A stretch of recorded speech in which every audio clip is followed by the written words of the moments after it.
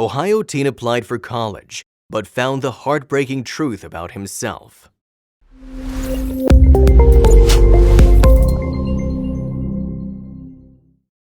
Parents and children share the most unbreakable bond in the world and are the most important parts of each other's lives.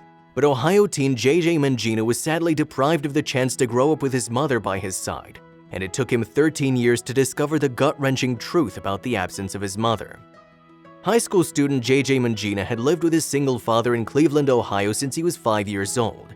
Despite his mother's absence, young JJ managed to lead a normal life just like any other kid. He achieved straight A's and was also a star athlete in school.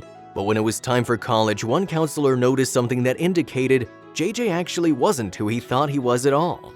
With good grades and extracurricular activities, 18-year-old JJ could attend any college of his choosing.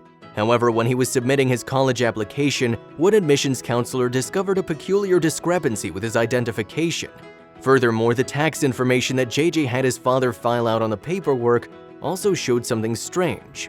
After a quick bit of research, the counselor found out that JJ's social security number belonged to a boy named Julian Hernandez, who had been on a missing persons report filed by the National Center for Missing and Exploited Children for years, and that JJ's father, Jonathan Mangina, was in fact named Bobby Hernandez. Oblivious to what had happened, JJ turned to his dad for an explanation, and this was when a different life story began to emerge. By JJ's account, his father uprooted him to Ohio because his mother had dumped them. At that time, JJ was too young to know the truth, so he had never doubted what his father said until the full story came to light. JJ was born in Alabama in '97 to Jonathan and his girlfriend. The couple raised little JJ together, but they were never married and even lived in separate units in the same apartment complex. On one summer's day in 2002, his mother asked Jonathan to watch over their son and then left home to complete some errands. But the mother had never expected that that would be the last time she laid eyes on her son. After the mother left, Jonathan packed his things, emptied his bank account, and took his son out of the town. When the mother returned home, she found nothing but a note stating that her partner and son were gone. The dumbfounded mother instantly reported her son missing, but she had never received any clues to her son's whereabouts in the following years.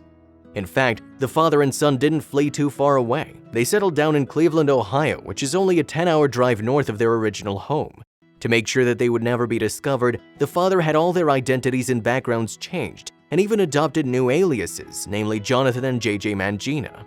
While they started a new life in Ohio, the mother underwent a massive search for her missing boy. Posters with a young boy's image were put around the town and on the internet. Authorities put in a lot of work to search for the brown-haired, brown-eyed boy who had a dimple on his left cheek.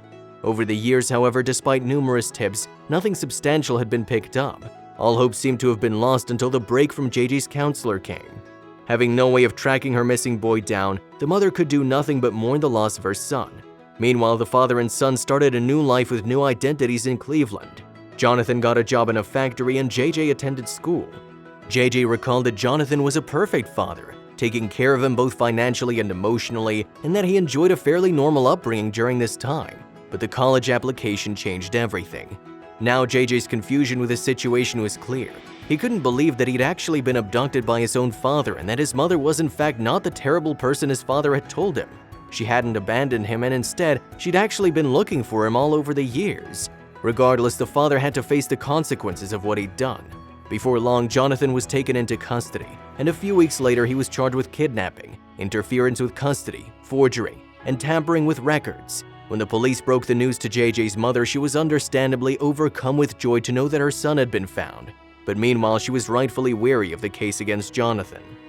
JJ's mother's attorney stated that Jonathan had kidnapped her son as revenge for her leaving him, and that JJ's maternal grandmother passionately asked for the sentence to be as long as our suffering has been. Jonathan's attorney defended him, claiming that he couldn't have done better in JJ's upbringing and that Jonathan's parental guidance was the driving force behind JJ's excellence in both school and sports. But what did JJ think about the whole thing? JJ defended his father throughout the process. He commended his father for all that he'd done for him and even asked the judge not to send his father to jail.